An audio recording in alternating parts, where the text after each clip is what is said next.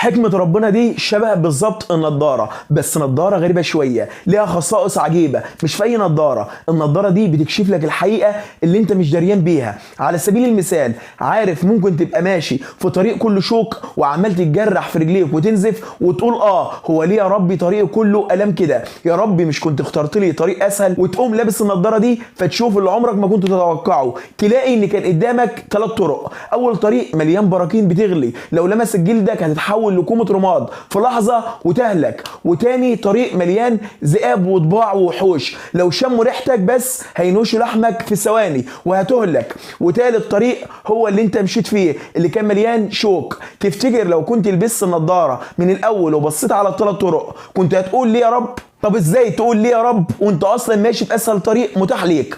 طب هسألك سؤال، لو معاك شنطة كبيرة مليانة كور صغيرة وانت مطلوب منك تمد ايدك وتطلع كرة واحدة بس بشرط تكون مغمض عينيك، وبالفعل عملت كده ودخلت ايدك جوه الشنطة وطلعت كورة، واذا بيك تتفاجئ انها كورة فضة.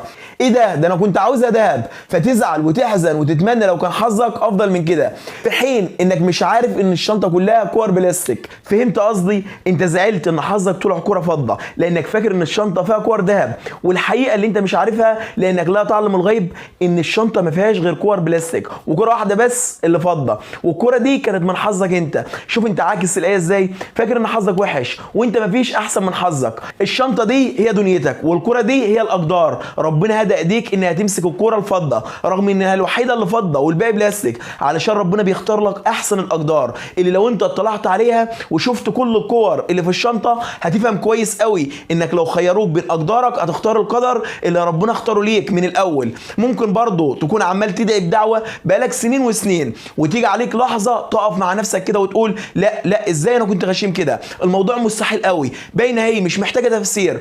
ولما لبست النضاره فضلت تبكي وتبكي وتبكي. عارف تبكي ليه؟ لان النضاره كشفت لك ان باقي لك على استجابه الدعوه كام يوم، وبينت لك ان لو كانت دعوتك اتحققت في الوقت اللي انت عايزه كانت هتروح منك تاني، لان وقتها الموضوع هيكون ضعيف. لكن مع الوقت كان ربنا بيقوي الاسباب علشان دعوتك تستجاب كما ينبغي. وغيرها امثله كتير قوي مش هتبان غير لما نلبس النضاره. طيب وهي النضاره دي نشتريها منين؟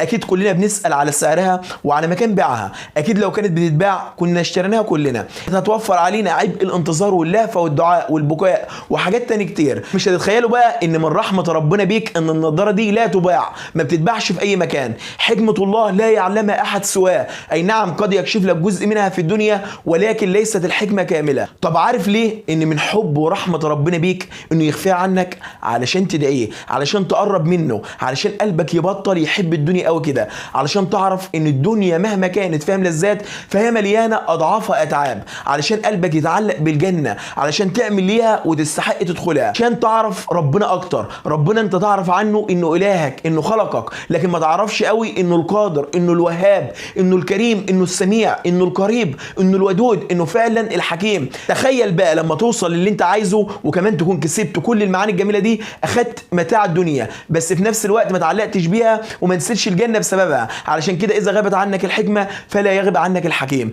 كل الامثله دي بتتلخص في نصف ايه عظيمه قوي بتقول والله يعلم وانتم لا تعلمون. برضو بتفكرني بالايه اللي بتقول فعسى ان تكرهوا شيئا ويجعل الله فيه خيرا كثيرا. مش بس خير، لا ده خير كتير. عارف في يوم من الايام هتحس انك ما كسبتش من ابتلائك وطول صبرك، ده غير انه قربك من ربنا. هتنسى حلمك اللي وصلت له وهتتعود على وجوده، لكن هيكون ربنا ملأ قلبك. ذرات دمك بتذكر الله اكتر منك، كل ذره في جسمك تشهد حقا ان الله قادر، ان الله قادر.